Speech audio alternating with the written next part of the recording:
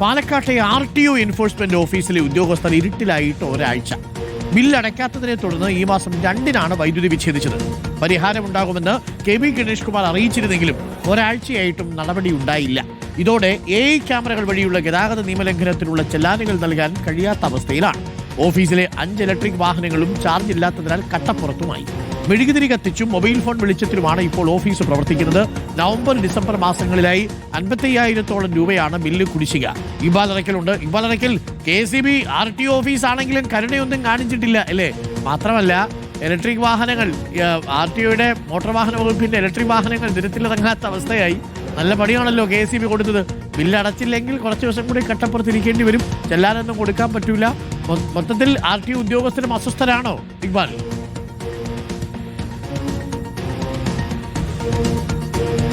Arunkumar, bill അടച്ചില്ലെങ്കിൽ ആരോടും കരുണ വേണ്ട എന്ന നീക്കത്തിലേക്കാണ് ഇപ്പോൾ KSEB കടക്കുന്നത്. അങ്ങനെ അവസാനം RTOയ്ക്കും ഒരു പണി കിട്ടിയിരിക്കുകയാണ്. പാലക്കാട് RTO എൻഫോഴ്സ്മെന്റ് ഓഫീസിലെ വൈദ്യുതി ബന്ധമാണ് ഇക്കഴിഞ്ഞ 2-ാം തീയതിയോടുകൂടി KSEB ഉദ്യോഗസ്ഥരെത്തി ആ വൈദ്യുതി ബന്ധം വിച്ഛേദിക്കുകയായിരുന്നു. 55,000-ഓളം രൂപയാണ് നവംബർ ഡിസംബർ മാസത്തെ ബില്ലിന്റെ കുടിശ്ശികയായി KSEBക്ക് ഈ ഓഫീസിൽ നിന്നും ലഭിക്കാനുള്ളത്.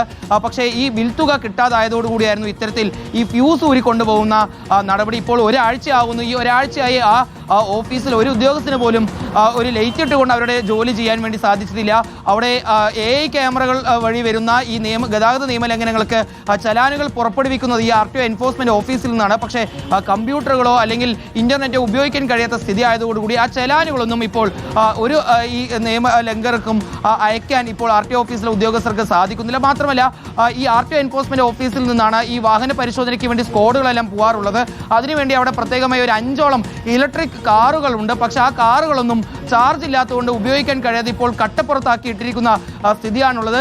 ചുരുക്കി പറഞ്ഞാൽ അവിടുത്തെ ഉദ്യോഗസ്ഥർക്ക് ഇപ്പോൾ ഒരു പണിയും ചെയ്യാൻ കഴിയാതെ അവിടെ കുടുങ്ങിയിരിക്കുകയാണ് എന്ന് വേണം പറയാൻ. അവർ ഫയൽ നോക്കുന്ന പരിപാടികൾ ഉൾപ്പെടെ ഇപ്പോൾ ചെയ്യുന്നത് മെഴുകുതിരിയുടെ വെളിച്ചത്തിൽ, അതുപോലെ തന്നെ മൊബൈൽ ഫോണിന്റെ ഫ്ലാഷ് ക്യാമറ എല്ലാം ഓണാക്കിക്കൊണ്ട് മാത്രമാണ്. അവർക്ക് ഒരു ജോലിയും ചെയ്യാൻ കഴിയാത്ത സ്ഥിതിയാണ്. ഇത് മന്ത്രിയെയും സർക്കാരിനെയും എല്ലാം അറിയിച്ചപ്പോൾ പെട്ടെന്ന് തന്നെ ഒരു നടപടി ഉണ്ടാക്കാം എന്നൊരു ഉറപ്പ് അവിടെയുള്ള ഉദ്യോഗസ്ഥർക്ക് ലഭിച്ചിരുന്നു. പക്ഷേ ഇപ്പോൾ ഒരാഴ്ചയാവുന്നു. ഇപ്പോഴും ഒരു രീതിയിലും അവിടെ ഒരു ഇടപെടലും നടന്നിട്ടില്ല. അവിടെ വെളിച്ചം എത്തിയിട്ടില്ല എന്ന് വേണം പറയാൻ. നേരത്തെ കെൽട്രോൺ വഴിയായിരുന്നു ഈ RTO എൻഫോഴ്സ്മെന്റ് ഓഫീസിലെ വൈദ്യുതി ബില്ലിന്റെ തുക കൃത്യമായി അടച്ചു പോയിരുന്നു. പക്ഷേ കെൽട്രോന് സർക്കാർ ഈ ബിൽ തുക നൽകാതെ കുടിശ്ശിക വരുത്തുന്നു. ഇതോടുകൂടി പിന്നെ കെൽട്രോൺ ഈ ബിൽ തുക അടയ്ക്കുന്നത് നിർത്തിവെക്കുന്നു. പിന്നീട് ധനകാര്യ വകുപ്പ് തന്നെ ഈ ബില്ല് അടയ്ക്കുന്ന പ്രവൃത്തി ഏറ്റെടുക്കുകയായിരുന്നു. പക്ഷേ നവംബർ ഡിസംബർ മാസം മുതൽ ഇത് കുടിശ്ശികയാവുന്നു. ഇപ്പോൾ ജനുവരിയിലെ ബില്ലും വന്നിട്ടുണ്ട്. ഇതോടുകൂടി ഇപ്പോൾ മൊത്തം 78,000-ഓളം രൂപ അടച്ചാൽ മാത്രമേ ഇനി ഈ RTO എൻഫോഴ്സ്മെന്റ് ഓഫീസിലേക്ക് വൈദ്യുതി എത്തുകയുള്ളൂ, വെളിച്ചം എത്തുകയുള്ളൂ. എത്രയും പെട്ടെന്ന് ഒരു ഇടപെടൽ വേണമെന്നുള്ളതാണ് അവിടെയുള്ള ജീവനക്കാർ പറയുന്നത്. ഒരുപാട് ജീവനക്കാരാണ് ഇപ്പോൾ ദുരിതത്തിലായിരിക്കുന്നത് സർക്കാർ ഈ തുക അടയ്ക്കാത്തത് കൊണ്ട്. അരുൺകുമാർ, ഓക്കെ, എന്താ പറയാ. Thank you Iqbal. കൃഷ്ണൻകുട്ടി ചേട്ടാ എന്നൊരു വിളിയുണ്ട് KB ഗണേഷ് കുമാർ.